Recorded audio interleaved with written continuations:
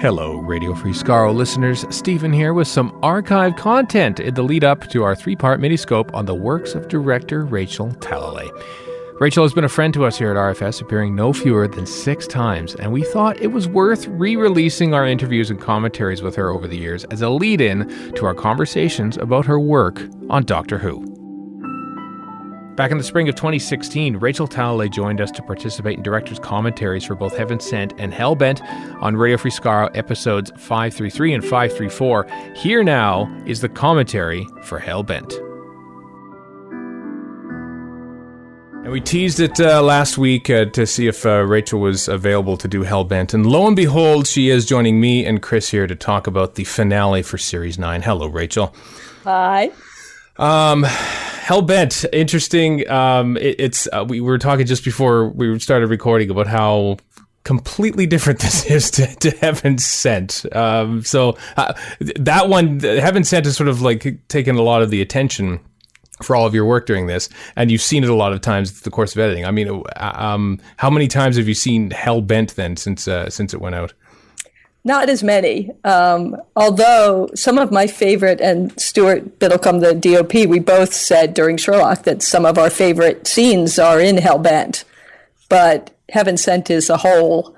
So I look more at specifics in Hellbent and more at Heaven Sent as the whole. Mm-hmm.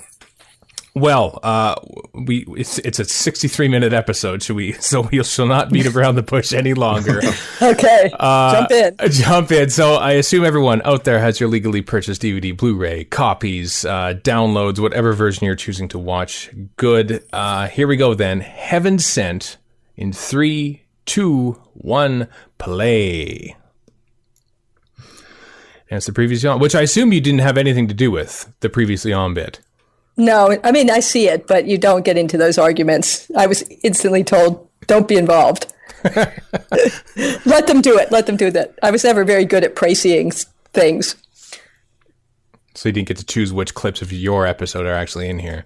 No. And they're good at that stuff. I never know what is the right thing the audience needs to know. Mm-hmm. And it's not in the script either, so. No. And they spend a lot of time figuring those things out. And here we are in the Canary Islands again. Yes, in Fuerteventura. Mm-hmm. For Nevada. Where'd you get the Ford Bronco? It was there. Those things are there. It had a big Southern flag on the back that we had to... and that sign, if you stop on it, says, no matter where you go, there you are, which is... Buckaroo Banzai. Oh, cool. Yeah, Buckaroo Banzai. Is it? Oh, wow. Yeah, wherever you go... I mean, it's a version of Buckaroo Banzai. This is the diner, the infamous diner in Cardiff Bay, which Stuart made look absolutely stunning. I never believed it would be able to look decent. It's not actually a very good location. And it's, for me, an example of lighting genius. I assume that's not the actual exterior outside the real, like that's an insert. No, we built that's a facade that we built in Fuerteventura. Oh, okay. Yeah. So I have pictures somewhere that shows, it's just a corner of a building that we had to put up in the desert. It was very hard shooting in Fuerteventura. There were dust storms at all times.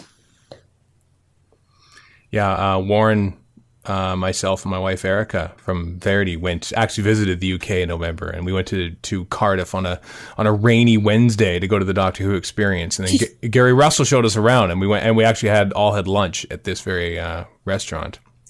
Which makes not very good milkshakes, I must say. Having been there several times scouting, recceing, thinking, okay, well, at least we'll get a milkshake. Yep. And now they're going to sue me. Oops! It makes genius milkshakes. Well, I think we said the same thing. It just goes to show how much you can try to replicate foreign culture in another country, and they're replications of hamburgers and milkshakes of an American diner, but not quite the same thing. Yeah, exactly. And then you try not to be the ugly American saying, these milkshakes just aren't. Back at home, this milkshake would be thick. So is Peter Capaldi playing? I know he's not plugged in, but he is actually playing the music during this scene? Yes, so he had about 2 minutes to learn, and we did give him the music and said it's important that you play pieces of the theme, and we collaborated with Murray Gold to get a simple chord progression, and then Peter is so good that he actually went further with it. So since it wasn't actually plugged in, I mean, he plays a lot more during the last scene there. Did you sort of have to match what he was playing then to what was overdubbed later? Yes, although you're not. Yeah, I mean, absolutely. It's and that's always complicated. Mm-hmm. And it was scripted, if you see the script, which is online, yep. To go in and out throughout. And there was a lot of discussion of how much he should be going in and out. And here is Gallifrey. And I just want to give a big up to Steve at Milk, who is the Gallifrey expert and spent the entire period of time creating the Citadel, and was the person I came to at all times to talk about what Gallifrey should look like. And he was truly the history of Gallifrey with expert. Mm-hmm. We built the basics of the barn in Fuerteventura, and then had to put the roof as a visual effect. Then we have this amazing visual effect where we actually go through the glass. Yeah, like the little bubble there, the little whoop. Yeah. Which is, again, Milk was amazing with actual, because this hadn't been inside Gallifrey, hadn't been inside the Citadel in any of so they had to basically build that. And then we go downstairs into the cloisters with the hoverboard, the sliders, as they were known. That was a tough set to shoot on. Was it because of all the pillars that were hanging around, or? Well, it's designed around the set. The circle of it is designed around the set from Heaven Sent, and then deconstructed, mm-hmm. and then the rest of the stage was built to give it a rectangular area. Here we are in the rebuilt barn, which is one of the more beautiful sets as well. I mean, there's a lot of amazing sets to work with. So we had to put this back up. This barn pieces actually existed at the Doctor Who Experience. They had kept it and put it up and taken it down and put it up and taken it down. It's become iconic now, this modest little barn set. I mean, this is very much, the first few minutes of this is very much a Western. It's intended to be in the script as well. I mean, so did you sort of like harken back to various Westerns for inspiration? I mean, how did you approach this? So they said, I mean, very, very much classic Western in the script. And so the first place you go with your visual references is always Sergio Leone. Mm-hmm. Mm-hmm. And Brian was saying, well, I don't want you to go too far. I don't want you to go too far. And I said, yes, you do, because the way this is written, you want us to be brave. You want us to, and he was afraid that I wouldn't do close-ups and everything would be these iconic shots that they wouldn't be human shots. And I said, and then they went, yeah, they will be. Yeah. So it has both. And as you say, I mean, in the script, absolutely, Peter doesn't talk for the longest time. And we have a little homage to the soup and the spoon in Heaven Sent as well. That's right. It's amazing the stark contrast between Heaven Sent and this, where it's all Peter Capaldi having to talk the whole time. Right. And now and he's alone, and now he's surrounded by people, and he's not saying a word until Rassilon finally shows up. And it's so much fun because it becomes all about iconic shots. Mm-hmm. So with Peter, it's like, okay, you're going to walk through the desert, and we're going to do this low angle, and it's going to be classic cowboy. And it's like, yeah, okay, I can, and he just embodies it and embraces it. And same with at the diner. Okay, you're going to have a guitar, and we're going to do classic rock and roll shot. So, it's the greatness of Peter who can command that as an actor, no matter what you're doing with him, and loves it, and loves being being given the visual references and talking about it. Clearly, the flyer here took a lot of time designing it, coming up with different ideas and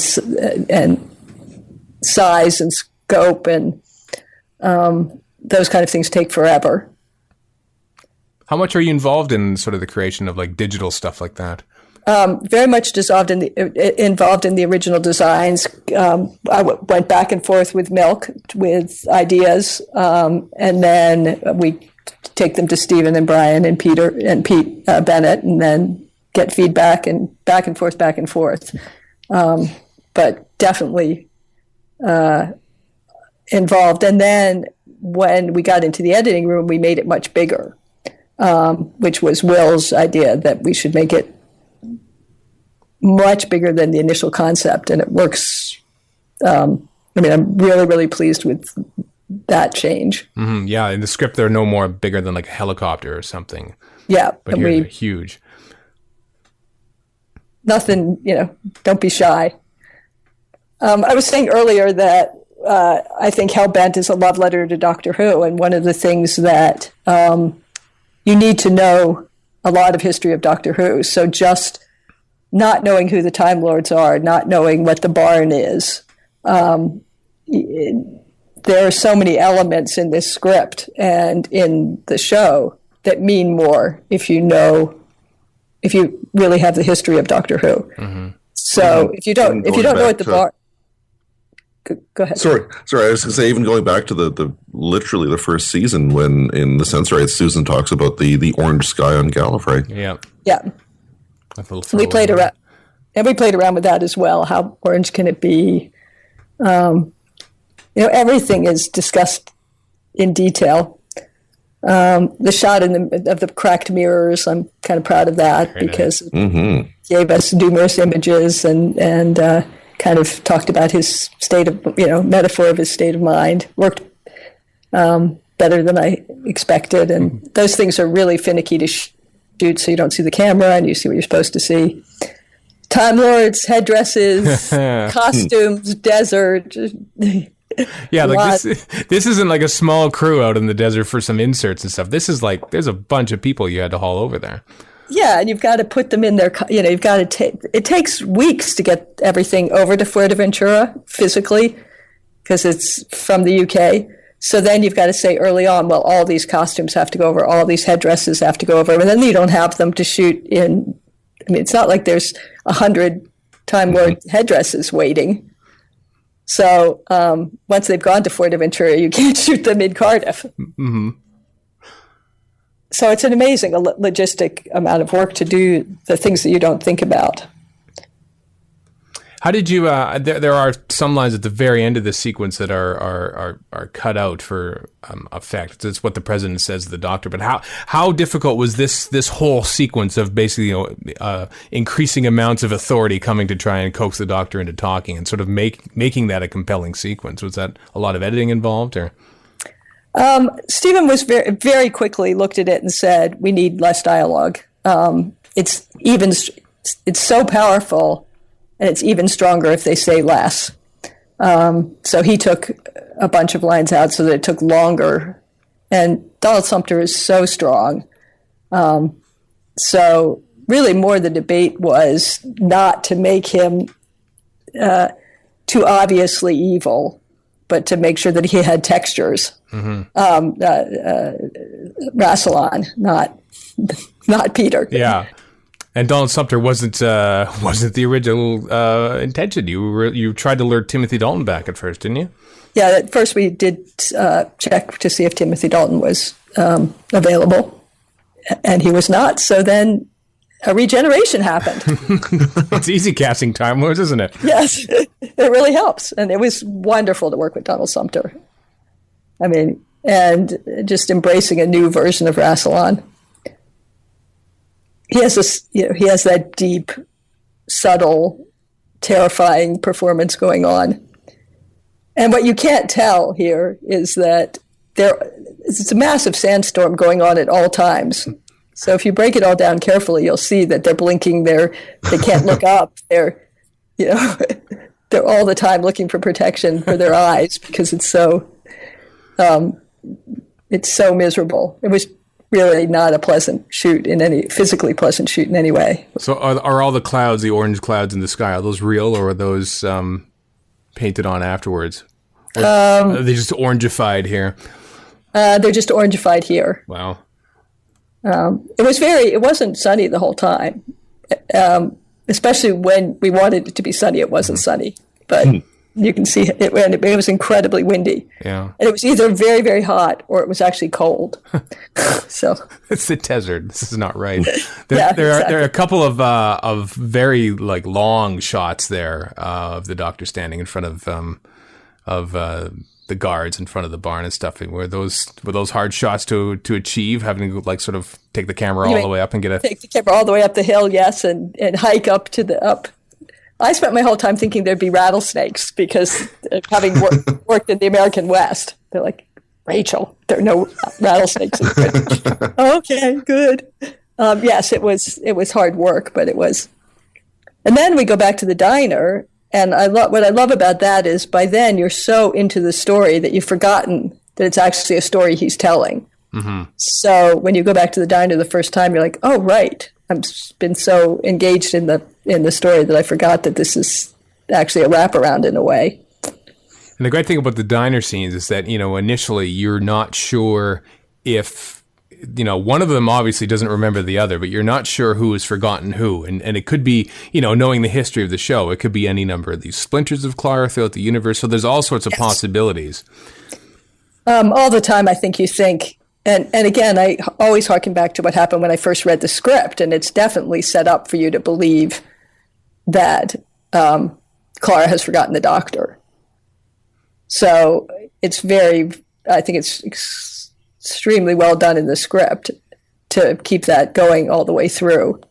But this idea that it must be, you don't know what's going on. I mean, you've left, and this idea that, of course, Clara probably is a splinter, although it turns out she isn't. It seems obvious that that's the place to go.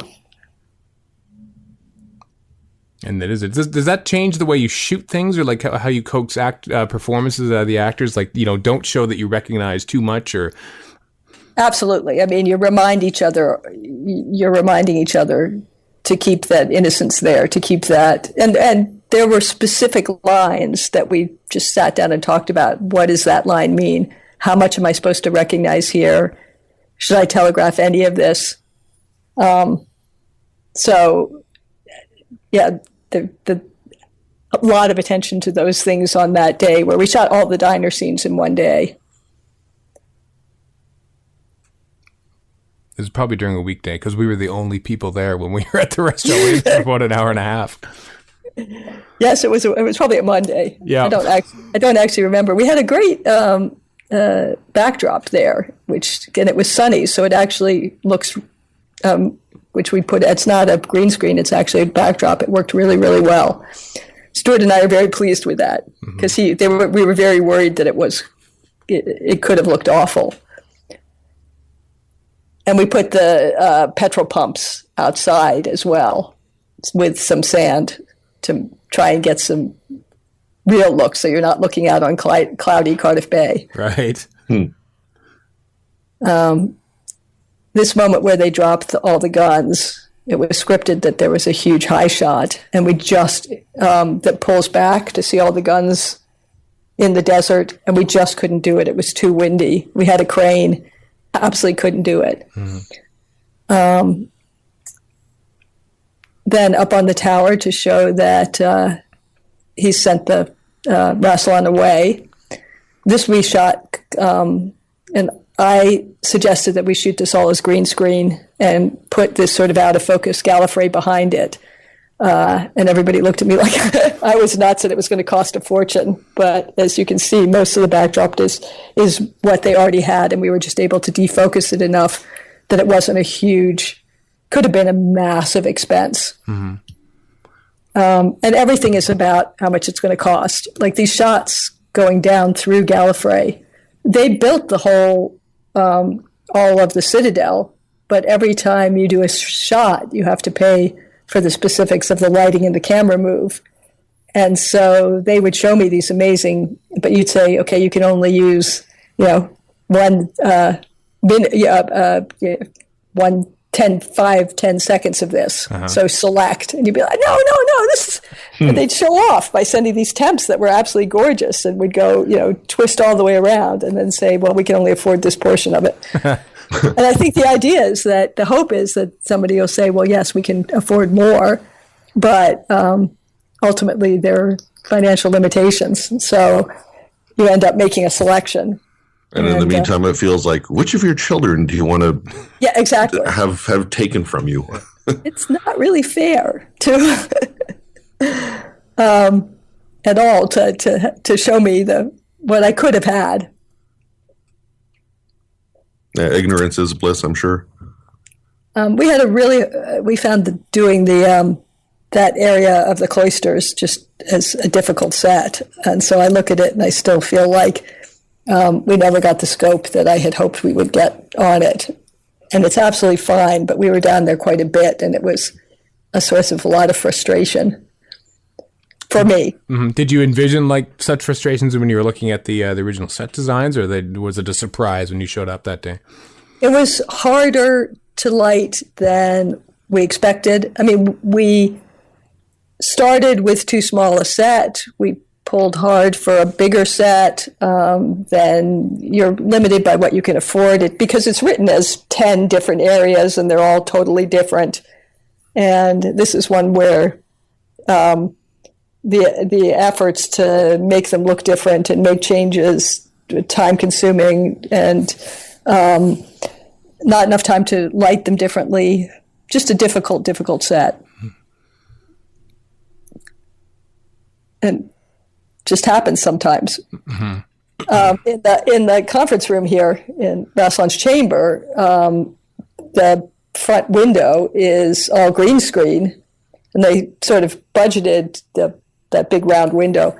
They budgeted for a couple of shots, but then we get there, and I said, everybody must come down to the set because this window is the entire wall. So every time you see the doctor, you're going to see this window. Oh, okay. So is it all green screen? So it is all green screen. Yeah. It is all green screen. I said, can you shoot around it? And I'm like, come down to the set. And then, of course, everybody's wonderful. I don't want to say that, but the first place is we didn't budget for that. Mm-hmm. So this was a big deal because we had to freeze the bird. And so the pieces from Face the Raven, we had what they shot, but they didn't shoot for what we needed. And again, the cost of how it needs to be a digital bird, how are we going to do it? And I said, well, why don't we get a stuffed bird?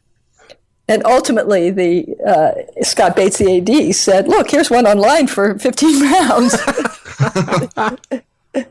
So, I mean, and I love that. I love that that's what it's about, is, again, like the dissolving the bath bombs. Yeah. So I said, okay, well, why don't we use this taxidermied bird? So they ended up renting one, which looked better than the 15 quid one online, but it gave you the idea. Yeah. It said, yes, we can do this. We don't have to have it, because again, you start with the ideal, which is a digital bird that will fly and stall in midair and freeze. And then you come up with the split screen idea, and then you come up with the taxidermied bird.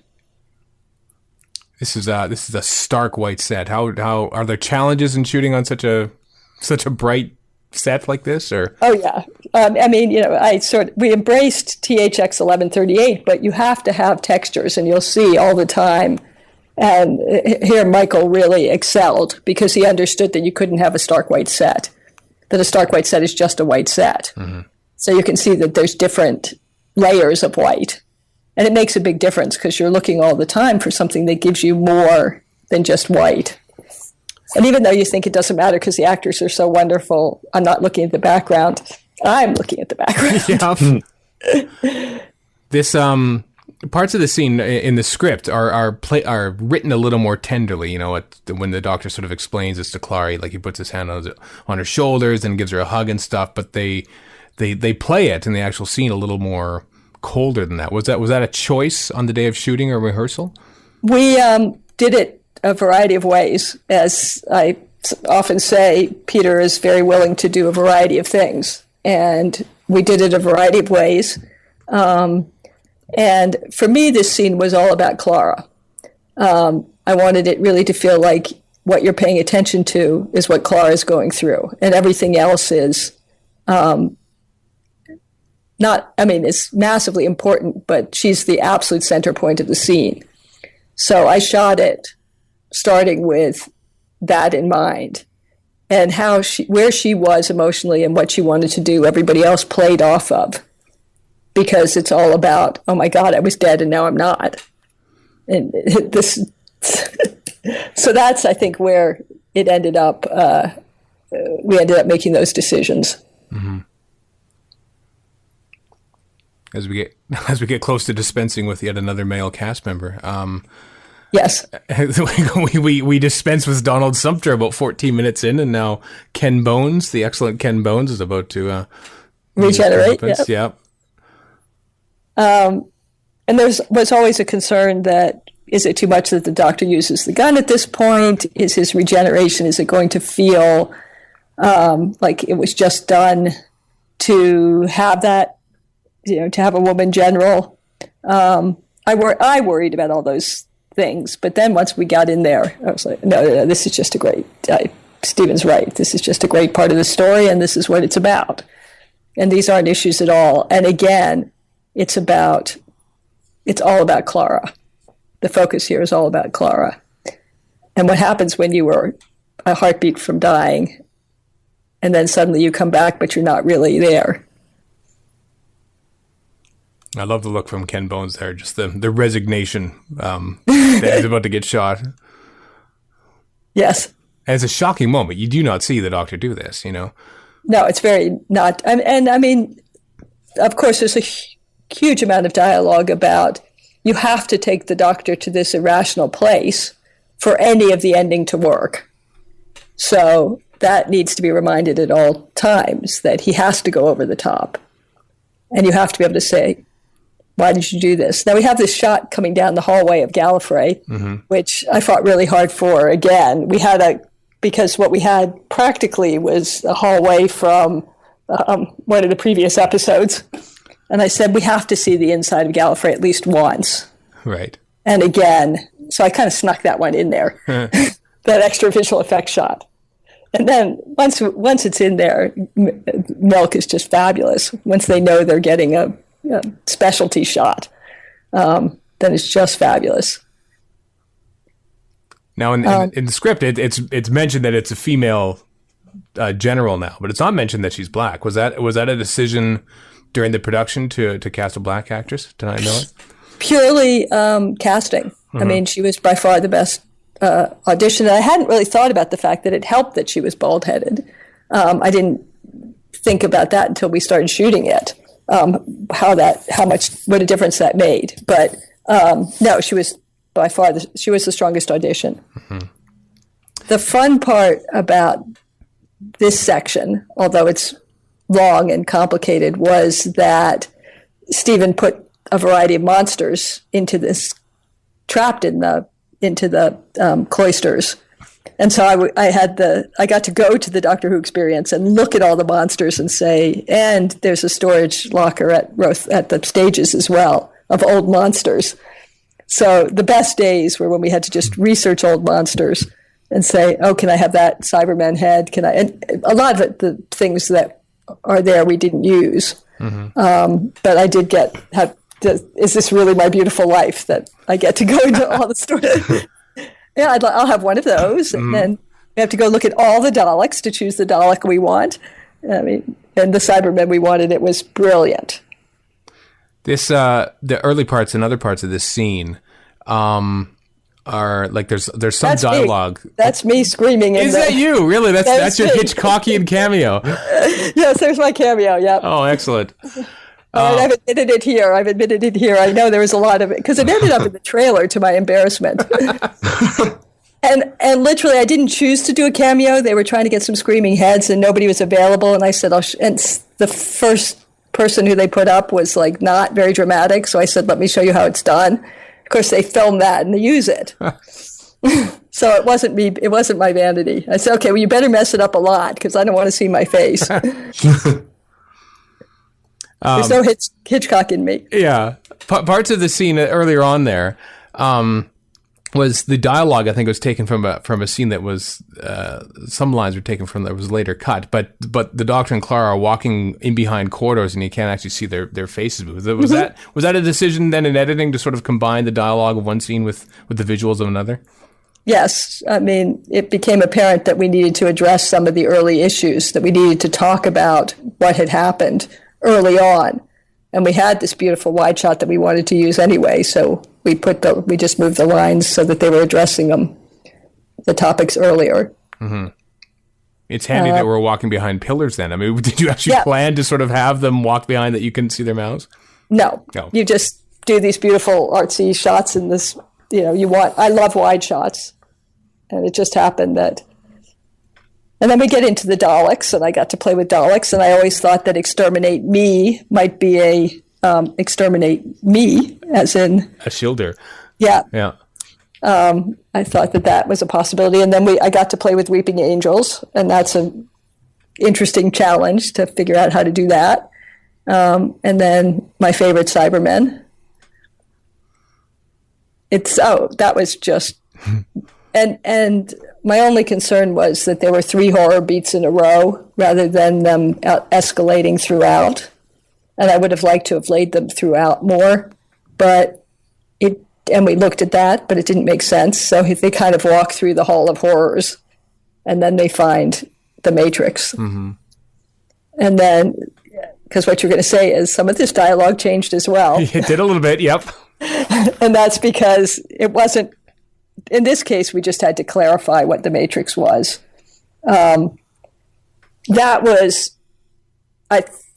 There's references to the Matrix all over in the prophecies in the past, and the cloister bells, and all these things. You really have to have such a vocabulary of Doctor Who to understand.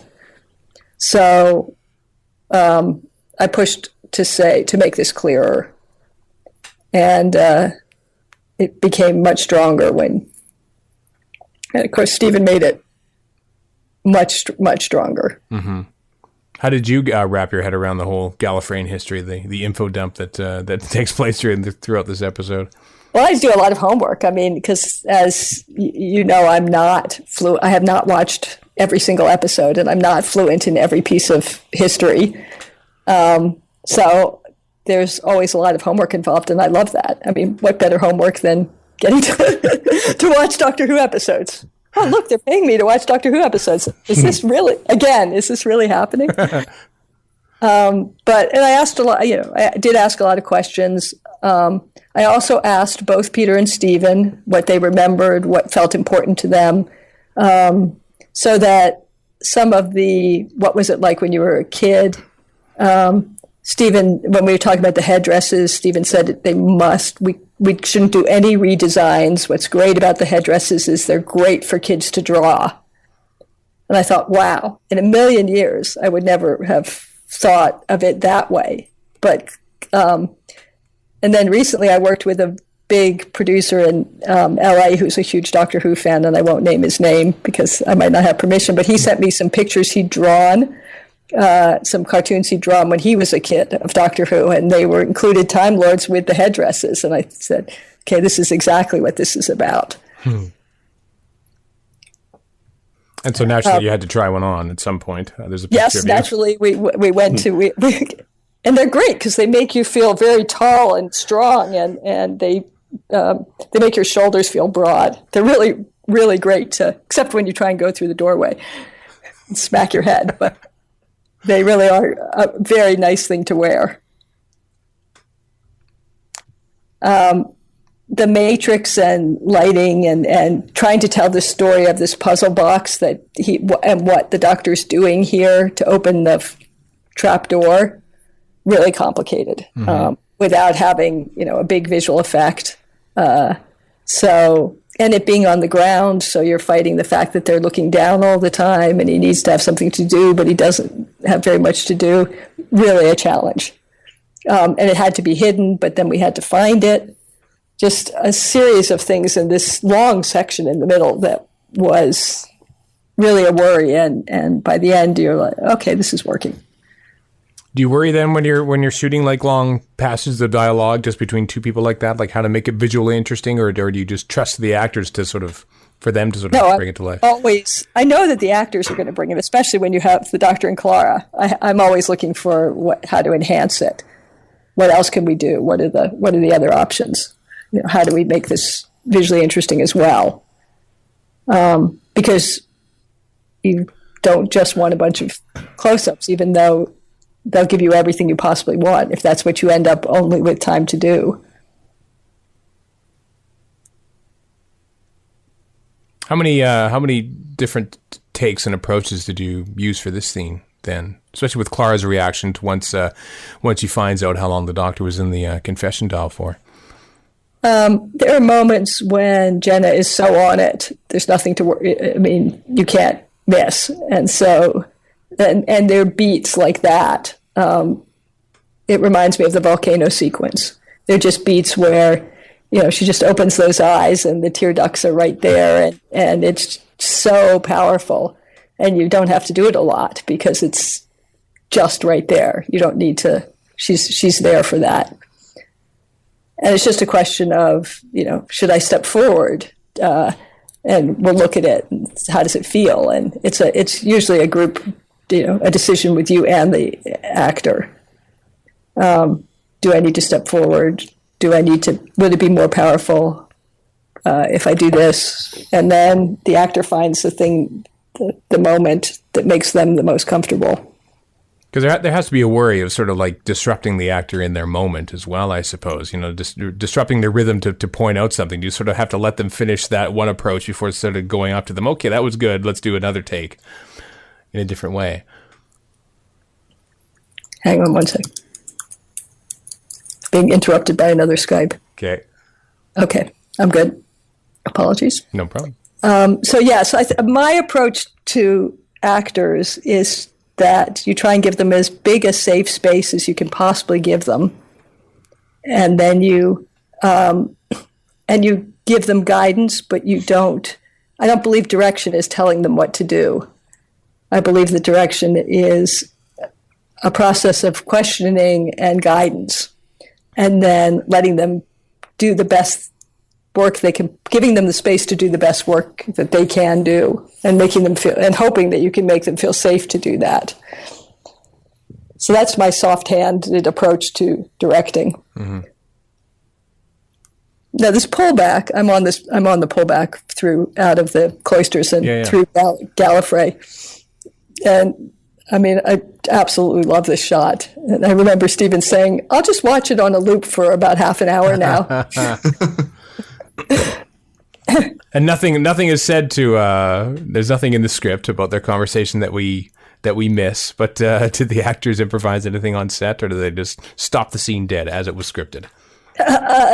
They talked about what they were talking about, mm-hmm. but they didn't sit around improvising because it was clear that the less you know, the better.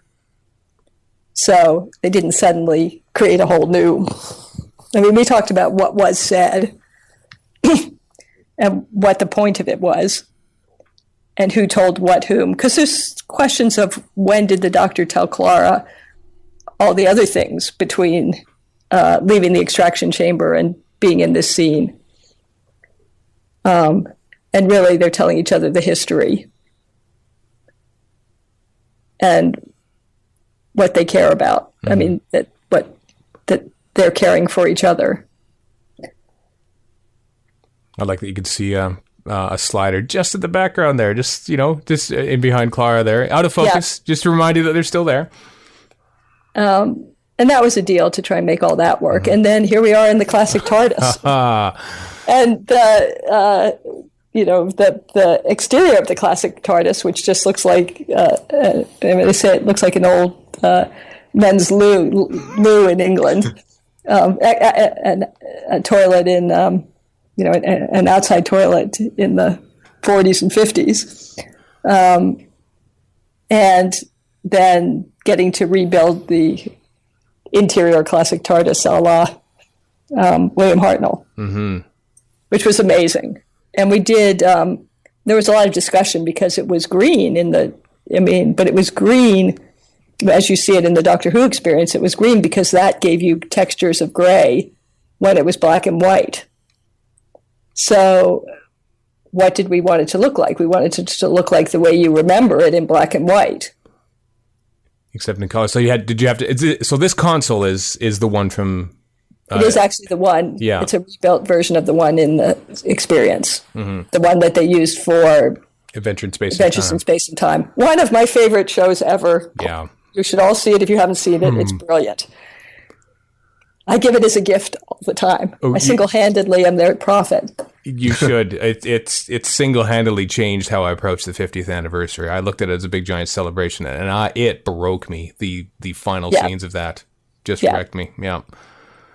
So Peter walks into the classic TARDIS, and he's thought about it a lot. Stephen walks in. He's thought about it a lot. Their faces at those moments as they breathed this classic, they breathed their childhoods. It was amazing to watch. To quote the script, the actual line in the script, interior classic TARDIS day, the Doctor is flying around the classic console like a distinguished Scottish actor who's slightly too excited for his own good, which is one of the greatest script directions in Doctor Who history. There was no question what was going on there. And the same thing was on Stephen's face as he came into it for the first time. And it was a rough set, too. I mean, it was different when they shot it as a studio set. The walls are too short. Lots of things that were really frustrating in terms of shooting it. In today's world, we wanted to go low angles. We couldn't. There's no ceiling, of course. And the way they built the thing on top was based on it angled. I don't know what you call it. The extractor fan thing. Yeah. I'm sure it has a real name. The range oven or something like that. If you're cooking, it's basically that's what it's for. The way they built that was, it was always on a slant, which we think had to do with putting the old-fashioned boom microphone in, so they could get it in at different places. And of course, there was a huge amount of conversation about this and should there be props and which one should it look like. And Stephen said, I don't want old television screens. So they're new flat screens, but I want it to completely look like the classic that I remember. So it was he was very involved in taking a look at all the final decisions to make sure that we had the right balance of old and new. It's an amalgam. It's certainly an amalgam of all sorts of different, I think there's even slight hints at the 80s TARDIS console room in there, like the pillar that's sort of standing alone there. That weird pillar that looks like sort of a strange police thing. Yeah, it actually looks like the Master's TARDIS in a classic series. So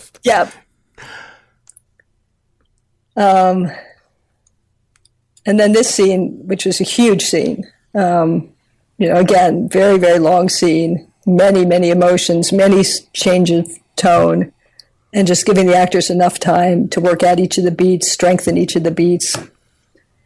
It's quite something, this story, in that it starts out with, huge cast of extras and Gallifrey Time Lords on Gallifrey with giant ships and everything. And literally about halfway through, it drops down to 3 characters. These 2 and then me later on. And you worry that everybody's expecting, you've gone to Gallifrey and you're expecting a huge battle sequence and suddenly it becomes this incredibly personal story. And will it work? And I always worry about that. But then you get these actors together and you're like, wow, this story's amazing. And I think it works. And then we go out into the ancient cloisters, and this is probably my favorite, the opposite of the other one. This is probably my favorite set ever. And some of the stuff that I think I've shot that is the most beautiful, thanks to Stuart and his brilliant lighting. And great reveal of me there. Yeah. And you can see behind Peter with the ash falling and the universe, which it wasn't scripted to see, that wide visual effects shot. It wasn't scripted to see that. And I said, and Stuart wanted to have a dying sun. And I said, well, then we should see the whole. And we ended up with this beautiful yellow light and this falling ash. And I just makes me very happy visually to see those shots. And I had barely had any. Maisie wasn't available forever. She was back on Game of Thrones, and they had a huge problem, and we couldn't get her for weeks on end. So we shot this in the middle of post-production, and we had one day to do this massive scene. And she just flew in and did 8 pages of dialogue, and we had to work out all the textures. Scenes this long, you have to get how angry is she with him? How much does she know? What does she know? What has she known for 4.5 billion years? Who is she after 4.5 billion years? It's so much fun. Mm-hmm. My job is amazing. It helps that she's seated in the chair the whole time. You don't have to worry about her moving around. She can just sit there and recite the lines. But that was her choice. I mean, we rehearsed this for a while. And they both got up. They became more competitive. They were less competitive. Peter likes to move anyway. So it's scripted that they're sitting talking to each other. Mm-hmm. That's so not Peter. And while with Stephen, you always you have to shoot the entire script. He doesn't tell you how to block the actors. So he knows that Peter will do and enhance. So you're always looking for, what are you visually doing? What are the actors doing that just enhances everything that Stephen wants, and trying all the time not to get it wrong.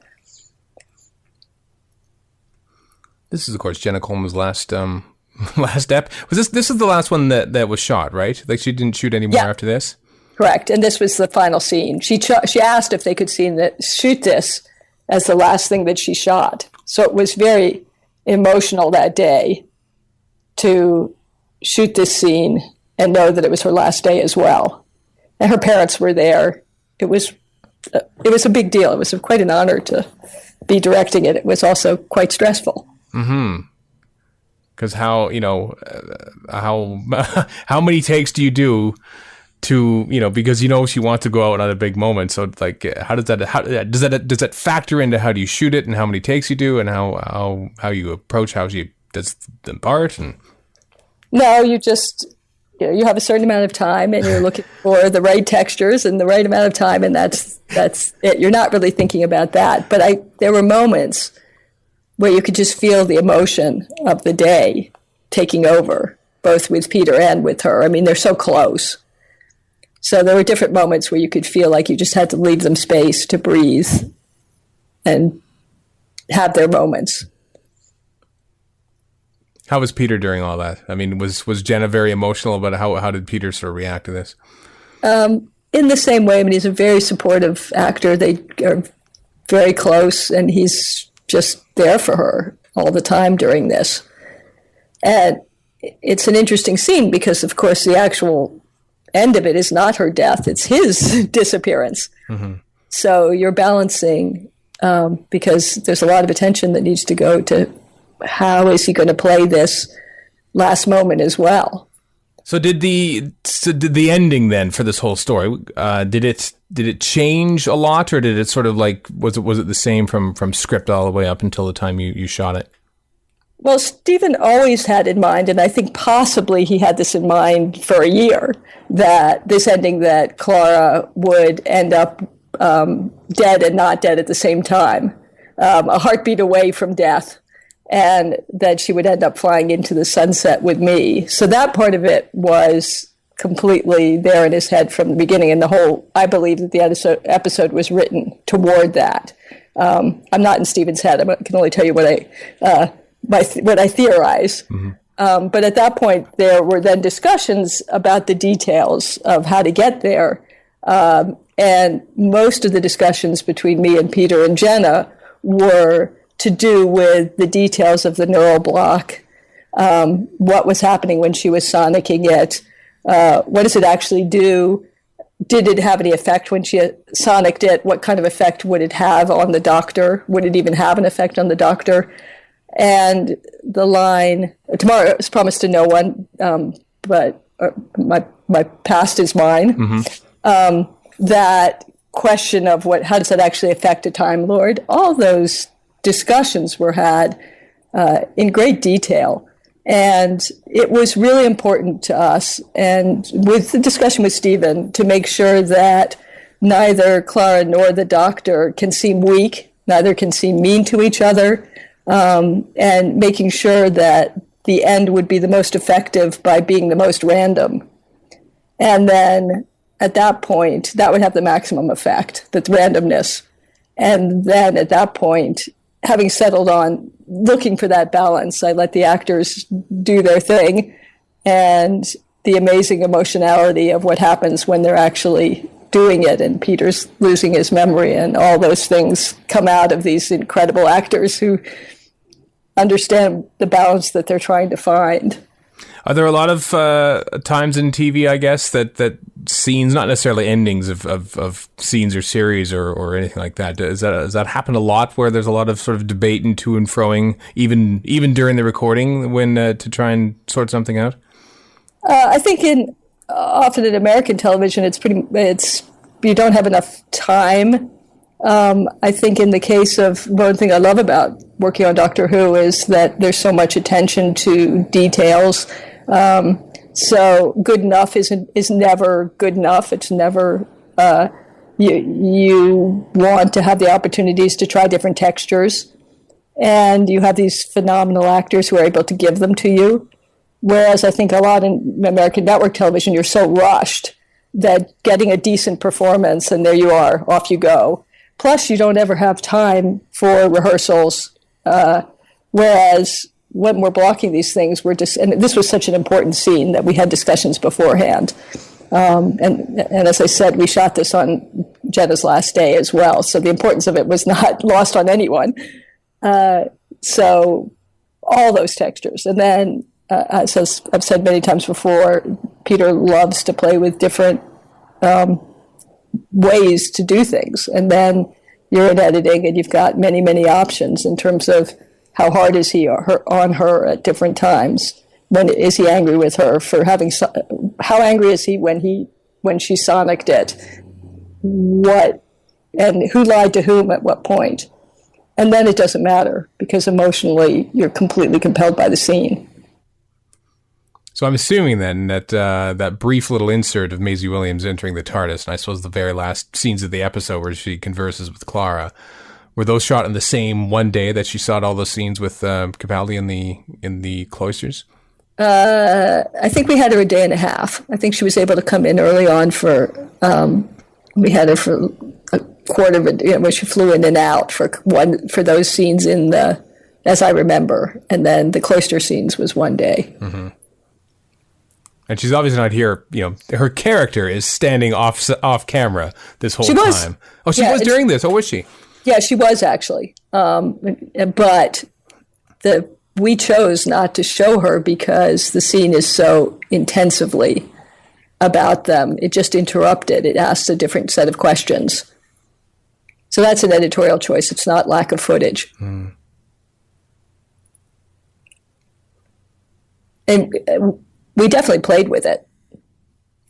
cut to a reaction shot of her looking shocked or something like that. But and just all the time you want to be with. I mean, there's always a feeling that you should know where you want to be in any scene, and you want to be with the two of them.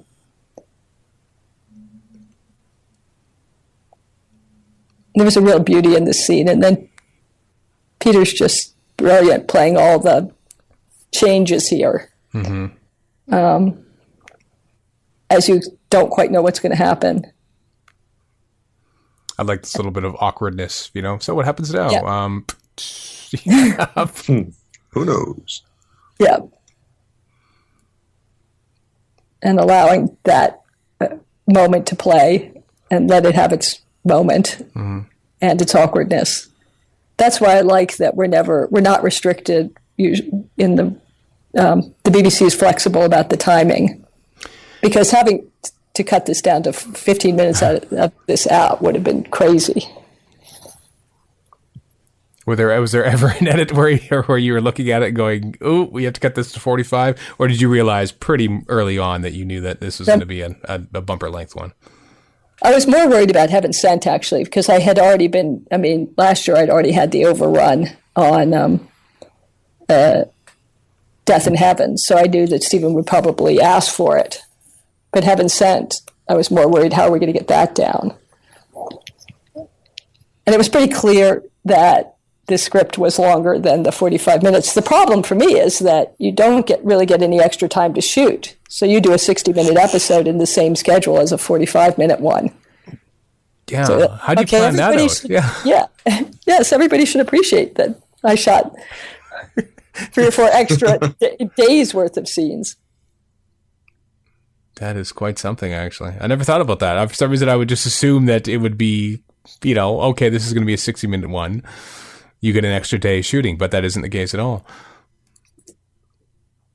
Does it help, I suppose, in a similar way, like Heaven Sent, where Peter Capaldi was on set the whole time? I mean, the last half of this, you're down to 2 or 3 actors for most of it. I mean, does that allow you an easier shoot, so to speak, and that you don't have to worry about so many actors? Yes, I mean, what we talked about in Fuerteventura was how long does it take to get all those people ready in this heat? How long do we have to wait for that? That was all stole lots and lots of time. Whereas, yes, when you've got the 2 of them on set, and they're always working together, they're always working to expand it. And to get it more emotional and stronger, and they're always playing around. This scene where we come back to the American Man, we had about 12 minutes to shoot it.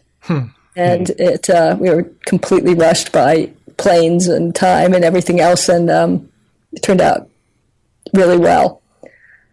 And another American car sitting there. Yep. I love that shot. Yeah.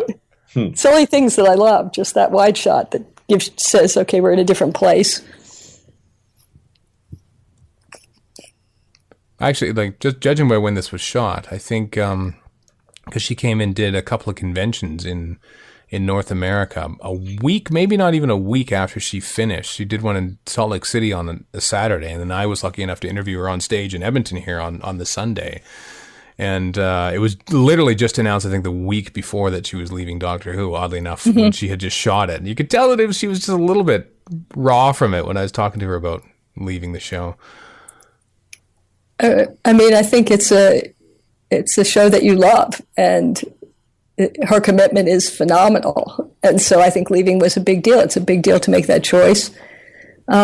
She's a substantive actor. I think she has a very good chance of not being thrown away. I mean, she's gone on to play Queen Victoria, but I think she has a very good chance of not ending up as just an ex-companion, but really having a significant career moving after this. Mm-hmm. But you never know. And they're all smart enough to know that you don't know what's going to happen when you're known for a specific role. If you know what I mean. Yeah. Doctor Who's a different beast than it was in the olden days. It's something that, David Tennant has gone on to big things, and Matt Smith and Karen Gillan, they've all gone. Arthur Darvill, who you worked with on Legends Tomorrow, they've all gone on to big things as well. They don't just go into obscurity once they leave Doctor Who. Absolutely. They all have had interesting places to go. Mm-hmm. And Peter already has a massive career anyway, so it's just a question of where and when for him. Well, keep telling him where is now and when is far off in the future. Use your influence. Well, that's the other question, is what happens post Stephen. Mm-hmm. Clara's about to walk into the bathroom here, based on my memory of this cafe. We had to build the door. We had to go take the door and build it on the set take it back to the set so that we could open the door and into the actual. I mean, we had a green screen shot, but we also took the door off and actually took it to the stage and did a closer shot where she opens the actual door into. So that's green screen. Mm-hmm. And then when we're tighter, we're actually on the door in the stage set. So that's on the stage set. That restaurant must just love you. You know, you go in there, you shut down business for a day, you take their door.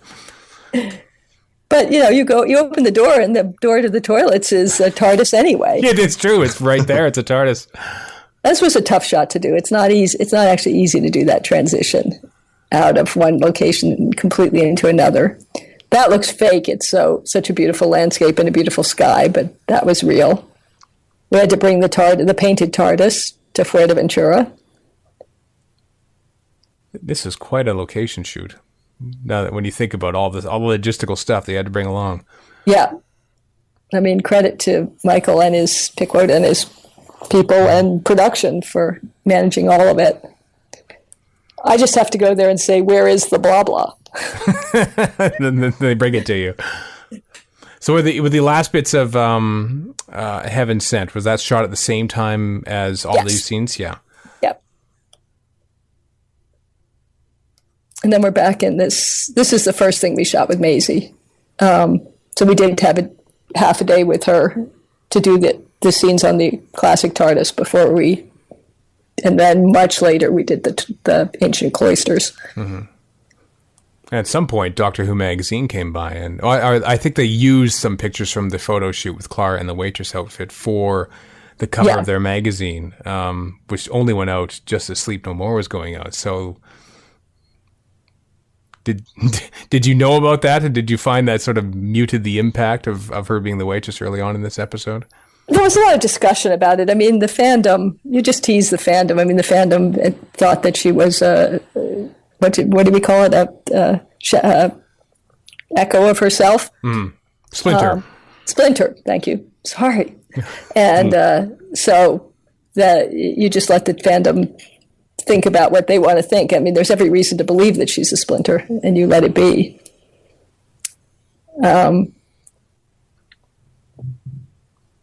And then he goes back into the TARDIS. I would love to, there's a lot of TARDIS builders out there around the world. I would love for some of them to, note for note, replicate the painting that was on the side of that. Yeah. There's a challenge for you TARDIS builders out there. So we went into we talked about this on Heaven Sent, about was it a challenge to make the TARDIS beautiful again after what we did in Heaven Sent. And these are some of my favorite shots as well. The ancient, the TARDIS that he hasn't been in, the dusty gray TARDIS that he hasn't been in, lighting up and becoming, with the lovely reveal of the coat and him returning to be the Doctor. Which gets me every time. Was that written by Jenna Coleman? Run, you clever boy, be a doctor? Or was that somebody else on set? Don't know. Oh. Sorry. It's all right. I have a feeling it was. I actually don't know. But really classic moments. Got to design the new Sonic, which I was not very involved in designing, but got to approve. It was when something's as classic as that and part of the entire series, I left that very much to Michael and Stephen to do, but I'd like to take credit for it. It's a beautiful, beautiful Sonic. I want it now. As of recording, mine's still in the mail, but I'm getting it because it just came out a week or so ago. That's a great shot with the camera perched on the third one of those rotating circles. And that was the AD, Scott, saying, I said, we don't have time to do it. And he's like, I'm leaving the camera here and we are putting it up there and you are getting this no matter what. And that's what you want in an assistant director, is somebody to say, get that shot. It's too great. And I'm going to make sure you get it, even if you go off and work with the actors, and we'll rig it and you'll get it no matter what. And we'll run back and get it. So thank you, Scott Bates. I like to credit the people who fought for me. Absolutely. As we're looking at many of the names who did that right now. Yes. Well, that was superb. We can talk over the next time trailer because you had nothing to do with that. And there's my pal Matt Lucas. Oh yeah, there we go. on the Trap Street set that's been redressed. Yes. Both for this and for, I think I saw it in the Midnight Summer Dream as well, which went into production almost immediately after this, from what I understand. Yeah, and I love the Christmas special. I thought it was an absolute blast. Yeah, it was such a different, almost a necessary palate cleanser from the dark moments of the finale. Mm-hmm. And Stephen said it was a joy to write it, to get out of all the intensity and of everything that had gone on, and just to write some full-on, have a blast, funny material. So, and I read it, and I'm like, oh, do you think I don't have a sense of humor, that I don't get any of this humor stuff?